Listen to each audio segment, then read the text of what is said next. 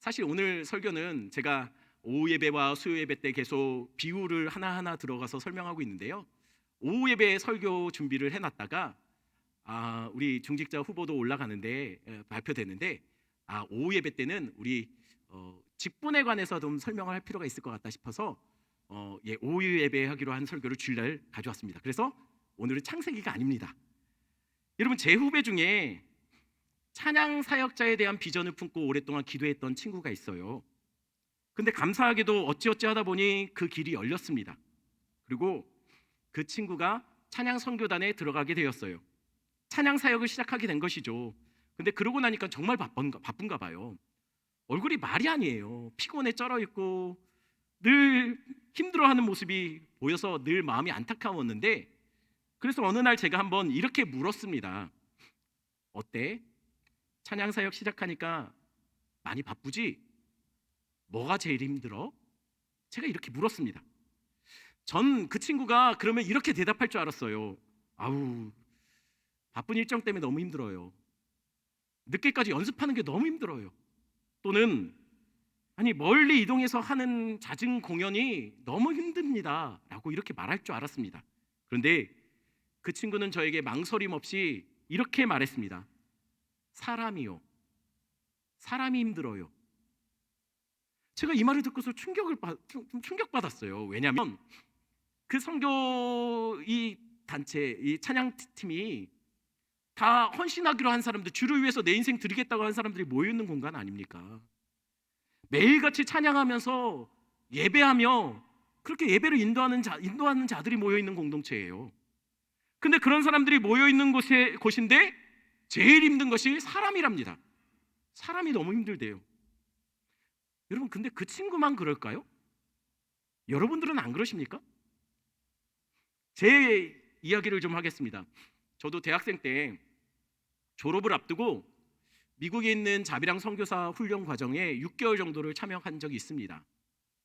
그때 제 동기들이 한 15명 정도 됐어요.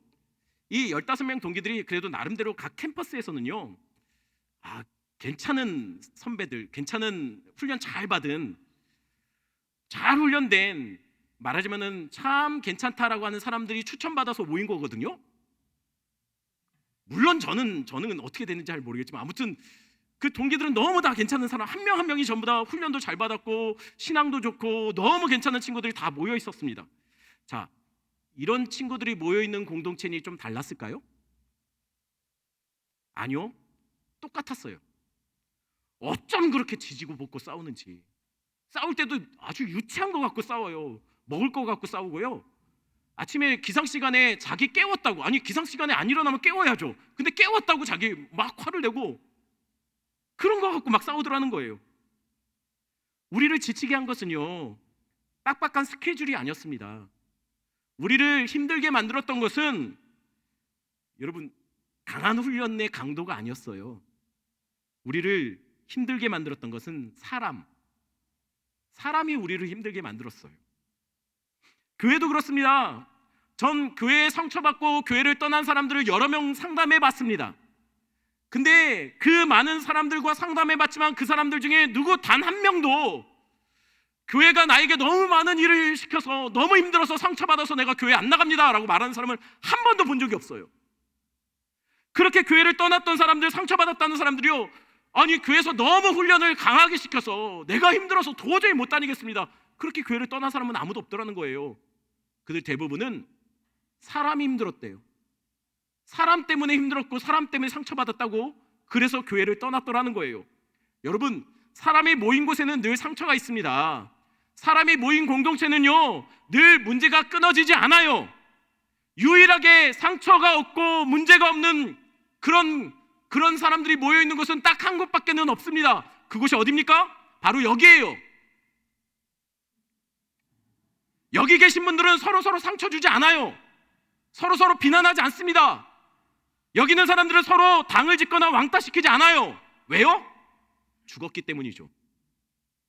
여러분, 교회는요, 잘 살기 위해서 모이는 공동체가 아니에요. 교회는 와서 내가 성공하고 내가 잘 풀리고 내 사업이 잘 되고 좀 부유해지고 그러기 위해서 모인 공동체가 교회가 아니에요. 교회는요, 잘 죽기 위해서 모이는 곳이 교회입니다. 그러니 잘 죽으셔야 돼요. 집에 돌아가서 다 앞뒤 끊고 아유 목사가 빨리 죽으라더라 막 이러시면 안 돼요. 여러분, 교회는요, 성도들이 잘 죽어야 그 교회는 복음이 살아나고 예수의 형상이 드러납니다. 그러니 오산제일교회는 잘 죽는 공동체가 돼야 돼요. 옛사람이 잘 죽는 공동체, 나의 이 나쁜 성품이 죽는 교회, 그래서 오직 예수로 사는 공동체, 그런 공동체가 오산제일교회가 되어야 된다는 것이에요. 그런데 성도들이 잘 못 죽잖아요. 그러니 서로 상처를 주게 되는 거예요. 그래서 상처를 받는 사람들이 교회를 떠나서 등록하는 교회가 있죠. 그 교회가 어떤 교회입니까? 가나안 교회예요. 가나안 교회가 요즘 통계상으로 100만 명이 넘었대요, 성도가. 아니, 나는 한 번도 들어본 적이 없는 교회인데 왜 언제 갑자기 이렇게 부흥했대? 담임 목사가 참 목회를 잘하나 보지? 여러분 가나안 교회, 가나안 성도가 뭐죠? 이거 거꾸로 읽으면 이렇게 읽습니다. 거꾸로 읽으면 안 나가. 여러분, 가나안 성도는 뭐냐면요, 나 교회 안 나가 한 성도예요. 그런데 본인은 그렇게 말해요. 나 신앙은 있어, 나 예수는 믿어, 근데 교회는 안 나가. 왜요? 상처받아서 안 나간다는 거예요. 교회 가봤더니 상처만 주고 사람에게 실망했으니 내가 떠나겠다는 것이죠. 여러분, 그런데요, 이상하지 않습니까? 왜 준다고 다 받죠? 여러분, 준다고 다 받습니까? 제가 이전에도 한번 드렸던 말씀이에요. 전 길을 가다가 전도지를 나누어 주시는 분들을 만나면 어우 수고 많으세요, 저 교회 다녀요 하고 저는 안 받습니다. 왜 안 받냐면 이게 헌금으로 만들어진 거 아닙니까? 그러니 내가 받으면 안 되죠. 안 믿는 사람이 받아야죠. 근데 제 아내는 꼭 그 전도지를 받아요. 왜냐면 그래야 격려가 된대요. 그래야 힘이 난대요. 그래서 저희 아내는 꼭 그 전도지를 받아갑니다. 근데 여러분, 전도지는 교회에서만 나눠주나요? 이단들도 나눠주죠. 이단들이 전도지를 나눠줄 때는요, 전 그때는 꼭 받습니다. 저 왜 받을까요? 왜 받을까요? 제가 받아야죠. 제가 한 장이라도 더 받아야지 누군가가 한 장이라도 덜 받을 거 아닙니까? 그러니 가능한 한 저는 많이 주세요, 많이 주세요 받아요. 그래서 저는 그들의 재정적인 타격을 줍니다. 근데 제 아내는요, 이단 것은 안 받습니다. 왜요? 그게 뭐 좋은 거라고 왜 받냐네. 저보고 핀잔을 줘요. 아니 왜 받냐고. 그 뭐 좋은 거라고 왜 받냐고. 아니 준다고 다 받냐고. 여러분, 맞습니다. 준다고 다 받습니까? 아니 교회에서 자꾸만 상처 주는 분들 있죠. 아니 준다고 다 받아요? 받지 마세요. 상처 자꾸만 주려고 하면요, 아우 됐습니다 라고 하세요. 뭐 좋은 거라고 받습니까? 여러분들 자꾸만 받으시면요, 그분들이 격려가 돼요. 그래서 또 다른 사람한테 자꾸만 줍니다, 상처를. 그러니 여러분들이 받지 마세요. 상처 줘도 그냥 그렇게 말하세요. 아우 뭘 이런 걸 다 집사님 넣어두세요. 저 집에 가면 많아요. 우리 애들이 맨날 주거든요. 그렇게 말씀하시면 됩니다. 여러분, 준다고 다 받으면 안 된다는 거예요. 그런데 어디 이게 사실은 쉽습니까? 오며가며 사람과 부딪히고 만나다 보면요, 나도 모르게 상처가 내 삶에 묻어와요. 그러다 보면 마음에 불편함이 생기죠. 그 불편함이 쌓이다 보면 용서하기 힘든 사람이 생겨요. 용서하기 힘든 사람, 여러분 용서하기 힘든 사람 보면 볼수록 어떻습니까? 우리끼리 얘기입니다. 밥맛이죠. 여러분, 용서하기 힘든 사람은요, 뒤통수만 봐도 괜히 그냥 싫어요. 전 너무 싫었던 사람이 있는데 그 사람 성하고 똑같은 사람들도 싫어지더라고요. 여러분, 용서하기 힘든 사람들이 생기면 그러면 어떻게 될까요? 오늘 본문은요, 바로 그 용서하기 힘든 사람을 용서하는 요령을 알려주고 있어요. 어떻게 하면 그를 용서하고 품어줄 수 있는지. 오늘 내용은 이렇습니다. 1만 달란트 빚진 자가 있었어요. 그가 왕 앞에 끌려왔죠. 그리고 결산하게 됩니다. 왕은 그에게 빚을 갚으라고 독촉합니다. 하지만 어쩌겠어요, 돈이 없는데. 그래서 못 갚는다고 했죠. 그러자 그 왕은 그에게 가진 모든 소유를 다 팔고 그 가족들도 팔고 너도 팔아서 노예로 팔아버리고 그거라도 받아내겠다라고 합니다. 그러자 그 사람은 왕에게 매달리며 이렇게 애원하기 시작했습니다. 26절 말씀 같이 있습니다. 26절입니다. 그 종이 말하며 이르되 내게 참으소서 다 갚으리이다 하거늘. 이 사람이 왕에게 요구한 게 뭡니까? 뭘 요구했죠? 시간 좀 달라고 했어요. 시간 좀 더 주면 다 갚겠답니다. 그런데 왕은 그래서 시간을 더 줬나요? 아니요. 그냥 빚을 탕감해 줬어요. 아유 그래. 아유 나 안 받는다. 없는 거 할게. 그렇게 한 거예요. 그러니 이게 웬 말입니까? 이게 웬 은혜입니까? 아마 돌아가는 길에 이 사람은 아마 막 노래가 나왔을 거예요. 아마 괜히 웃음도 나오고 세상이 달라 보였을 겁니다. 그런데 돌아가는 길에 그 기뻤던 감정이 고 인간을 만나는 순간 다 깨져버립니다. 고 인간이 누구죠? 100데나리온 빚진 자를 만난 거예요. 이 자를 만나자마자 그는 멱살을 잡고 이렇게 말하기 시작합니다. 이 인간 잘 만났다. 내 돈 언제 줄 건데? 내 돈 언제 줄 건데? 내가 그것을 어떻게 모은 돈인데? 멱살이 잡힌 채로 그 100데나리온 빚진 자는요 이렇게 사정하기 시작해요. 아 이복에 내게 시간 좀 주게. 내가 다 갚을 테니까 시간 좀 나한테 더 줘. 여러분 누가 했던 말과 똑같은 말이죠. 이 사람이 했던 말과 똑같은 말이에요. 그런데 이 사람은 용서하지 않고 그 100데나리온 빚진 자를 감옥에 가둡니다. 여러분 이 소식을 왕이 들은 거예요. 문제가 생긴 거죠. 왕은요 그 1만 달란트 빚진 자를 불러서 감옥에 쳐넣습니다. 왜요? 내가 너를 용서했는데 너는 왜 용서하지 못하냐는 것이죠. 그럼 여기서 질문하겠습니다. 여러분 여기에 등장하는 인물들 중에 누가 제일 나쁜 사람입니까? 여러분 생각할 때 누가 제일 나쁘죠? 첫 번째로 왕이 나쁘다고 생각할 수 있죠. 왜요? 아니 용서했다가 왜 쪼잔하게 왜 그걸 돌립니까? 왜 물읍니까? 분명히 용서해줬는데 왜 다시 감옥에 쳐넣죠? 왕이 이러면 안 되죠. 하지만 사실은 왕은 이 용서해줬던 것을 물은 게 아니라 왕은 지금 별개의 문제를 얘기하는 거예요. 어떤 문제죠? 왜 용서받은 대로 살지 않느냐는 거예요. 빚을 따진 게 아니고요. 왜 용서받은 자처럼 살지 못하는 거에 대해서 말한 겁니다. 그러니 일단은 임금은 이 부분에서 제외하겠습니다. 그러면 10,000달란트 빚진 자는 어떤가요? 여러분 생각하기에 1번, 2번, 3번 중에 누가 제일 나쁩니까? 어려운 질문이죠. 몇 번이죠? 2번 아닌가요? 2번이죠. 근데 문제는요 1만 달란트 빚진 자도 그렇게 생각할까요? 글쎄요 이건 또 다른 문제예요. 왜냐하면 본인 입장에서 생각할 때 본인이 뭘 잘못했는데 그렇게 하지 않을까요? 법적으로 문제가 없어요. 1만 달란트는 이미 탕감됐습니다. 빚이 없어요. 하지만 100데나리온은 받아낼 수 있는 돈이에요. 법적으로 요구할 수 있는 겁니다. 그러니 지금 이 1만 달란트 빚졌던 사람이 하고 있는 행동들은 그가 할 수 있는 당연한 권리예요. 게다가 이 사람이 진짜 화가 난 이유는 아마 이거일 겁니다. 오죽했으면 1만 달란트를 빚졌겠습니까? 이 사람이 얼마나 쪼들렸겠습니까? 얼마나 마음 아팠겠습니까? 이렇게 쪼들리는 상황에서 누군가가 100데나리온을 빌려서 안 갚는 거예요. 아니 벼룩에 간을 빼먹지. 내가 이렇게 힘든데 어떻게 나에게 100데나리온을 안 갚아? 자기 입장에서 생각하면요 너무 억울한 거예요. 너무 속상한 거예요. 여러분도 그렇지 않습니까? 여러분 우리의 삶에서도요 우리 인생에서 가장 나쁜 인간은 누굽니까? 히틀러인가요? 아니면 전쟁 일으킨 푸틴인가요? 아니에요. 나에게 손해준 사람이 제일 나쁜 인간이에요.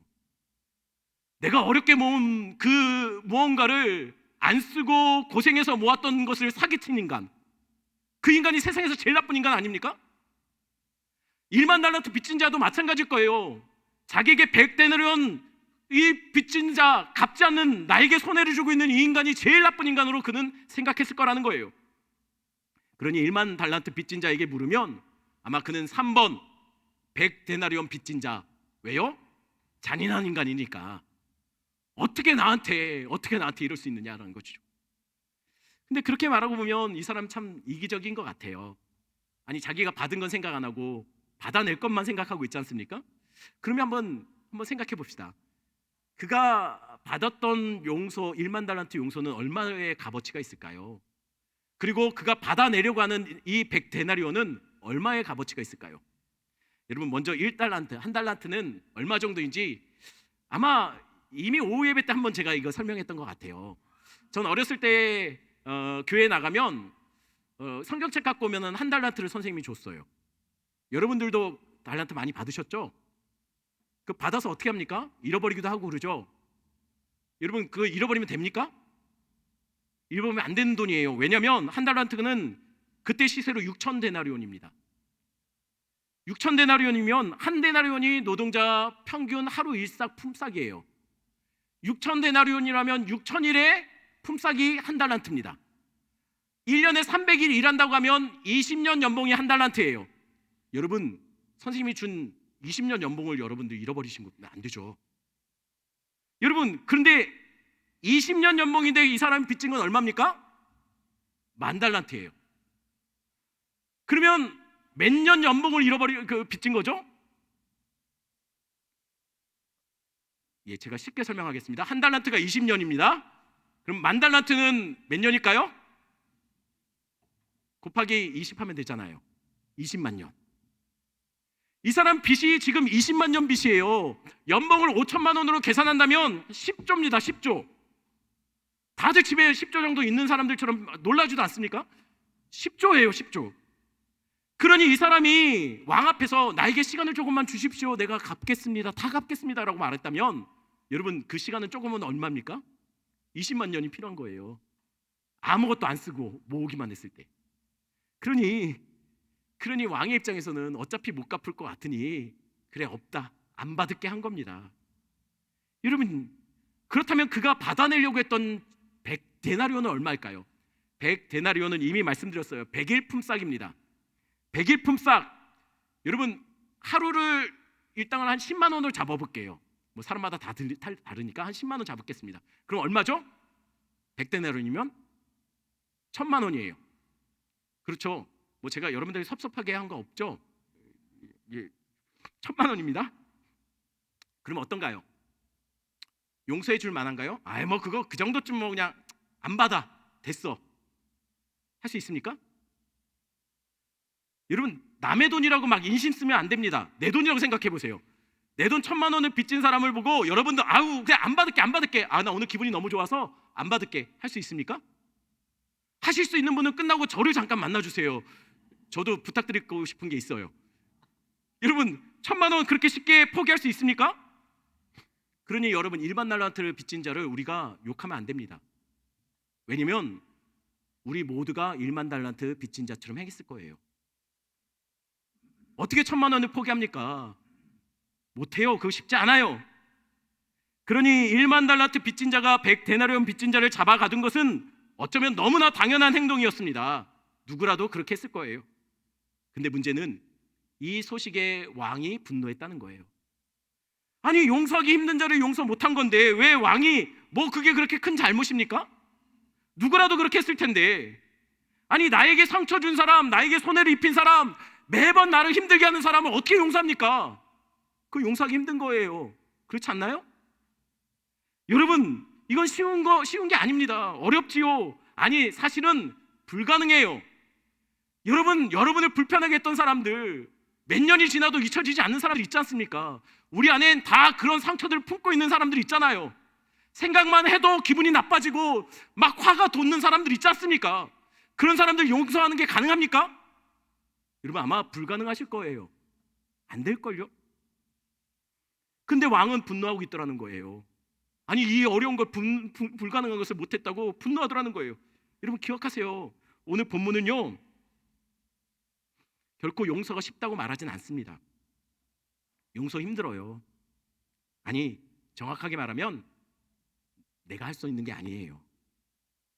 그런데 왕은 그 불가능한 것을 하지 않았다고 분노하고 있어요. 그 이유는 오늘 어떻게 본문이 시작되고 있는지를 살펴보면 우리가 그 의문점이 풀리게 됩니다.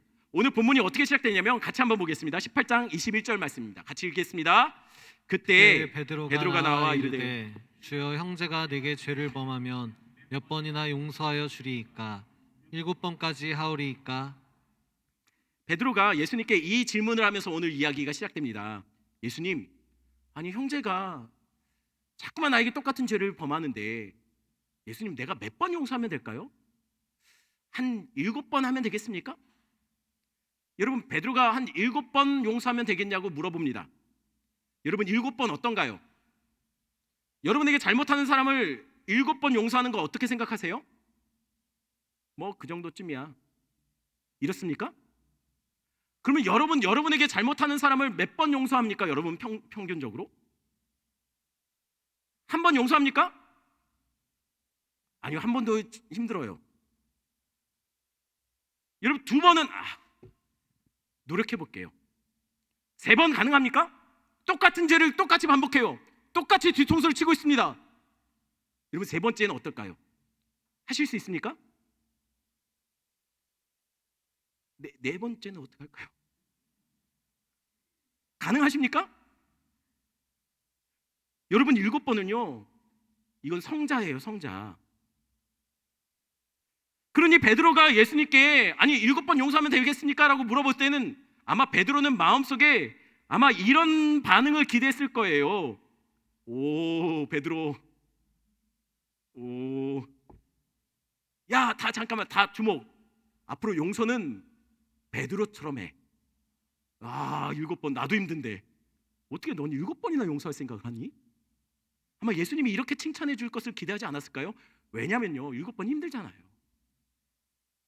가뜩이나 당시의 사람들은 7이라는 숫자는요, 완성의 숫자라고 생각했어요. 그러니 7번 용서하면 되겠습니까? 라고 말한 것은 베드로가 예수님, 내가 7번 용서해서 용서를 완성하면 되겠습니까? 라고 물어본 거예요. 그러니 말해놓고도 베드로는 스스로 아우 기특하다, 뿌듯했을 거예요.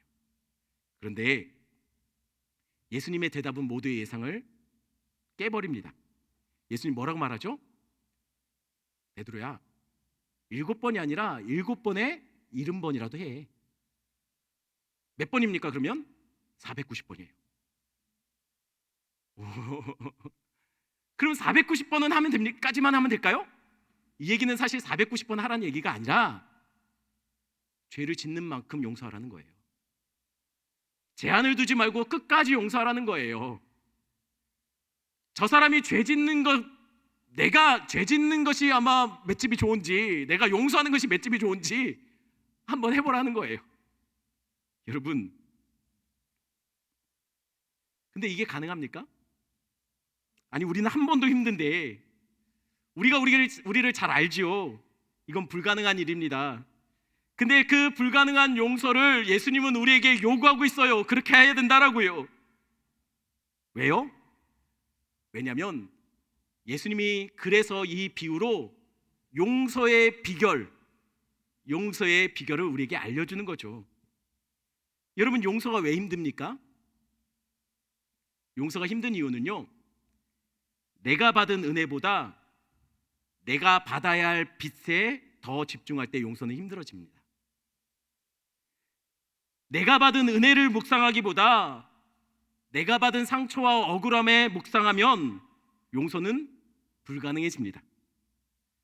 날 용서해 주신 주님보다 내게 빚을 져서 상처를 줘서 아픔을 줘서 힘들게 한 사람, 그 사람에게 내 시선을 빼앗겨 버리면 용서는 물 건너 가게 되는 거예요.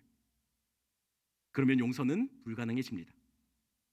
근데 그 힘든 용서를 예수님은 7번에 70번이라도 하라고 하고 있어요. 왜냐하면 받아내야 될 100데나리온보다 탕감받은 1만 달란트의 은혜를 생각하면 그건 가능합니다.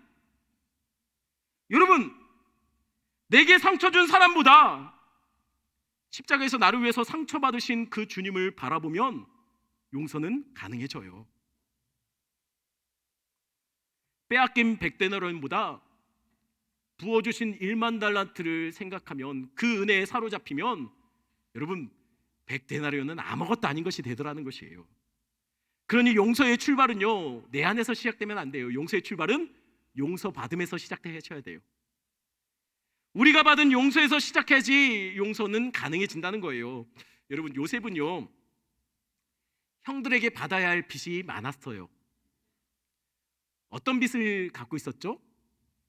형들이 모의해서 요셉을 노예상에 팔아넘겼지 않습니까? 그래서 이것으로 인해 졸지의 요셉은 가장 사랑받던 아들 신분에서 종의 신분으로, 죄수의 신분으로 바닥으로 떨어지게 됩니다. 우리 예수님처럼 말이죠. 그러니 그 긴 고난을 통과할 때 그는 얼마나 억울하고 분했을까요? 아마 요셉은 형들 생각만 하면 잠도 안 왔을 거예요. 종살이 하는 동안 감옥에서 또 매를 맞고 억울한 일을 당할 때마다 형들에 대한 분노는 점점 쌓여갖고 치를 떨게 되었을 거예요.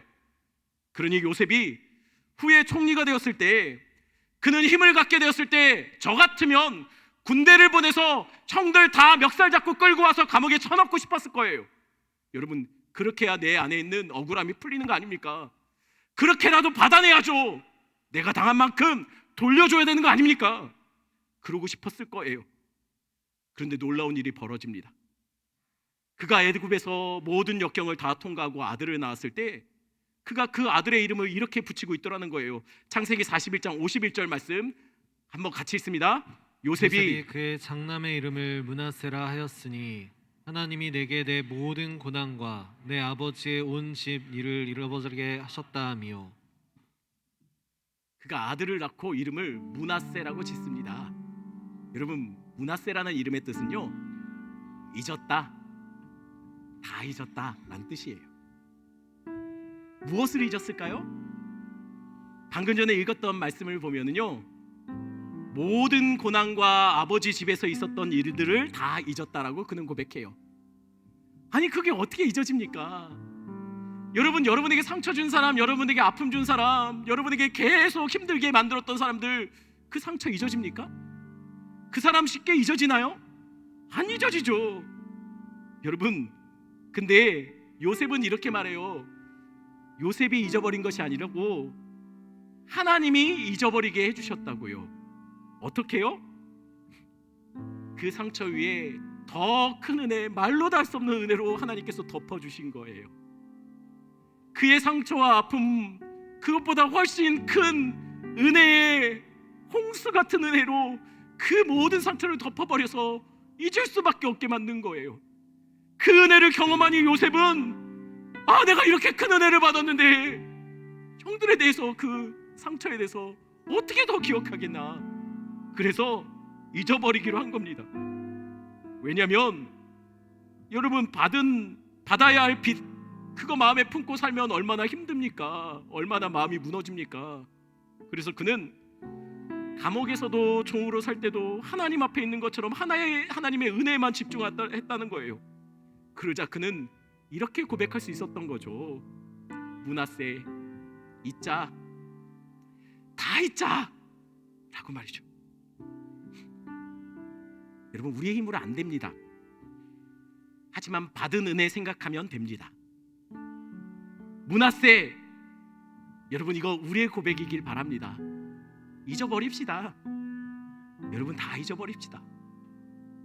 아마 우리 교회에도 성도가 성도들 간에 여전히 받아내야 될 빚 같은 것들을 마음에 품고 있는 분들이 있을지도 몰라요. 가정에서 부모님께 또는 배우자에게 마음에 품고 받아내고 싶은 빚들 품고 사시는 분들 계시죠? 여러분, 그거 용서하기 힘듭니다. 안 돼요. 어떻게 그게 용서되고 잊어집니까? 근데 그럼에도 불구하고 므낫세, 그냥 잊어버립시다. 대신 기억하세요. 용서받지 못할 죄인을 용서해 주신 그 은혜는 잊지 마십시오. 내가 받은 상처는 잊어버리십시오. 하지만 십자가에서 나를 위해서 찢기신 그 상처는 잊지 마십시오.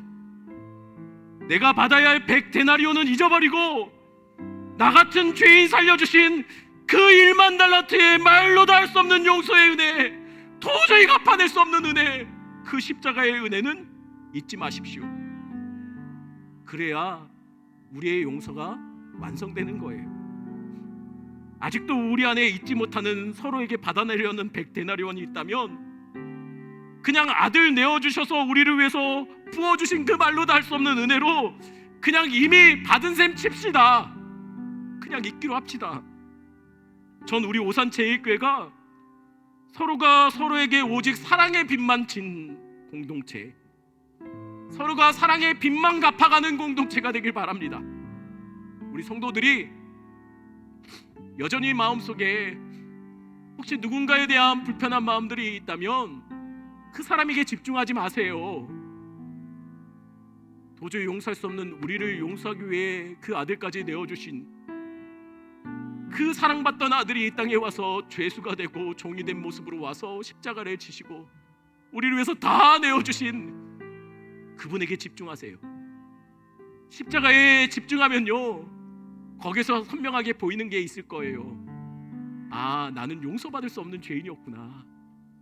용서받을 수 없는 죄인이 용서받았으니 우리가 누군들 용서하지 못하겠습니까? 그러니 용서라는 것은요, 우리가 받은 용서에 집중할 때 누군가를 용서할 수 있는 겁니다. 누군가 우리가 받아낼 것만 집중하면요, 용서가 안 돼요. 할 수 없어요. 그러니 우리 서로 받은 은혜에 집중하는 오산제교회 성도들 되길 간절히 축원합니다. 우리 찬양 같이 할까요? 날 사랑하신 가사를 생각하시면서 찬양했으면 좋겠습니다.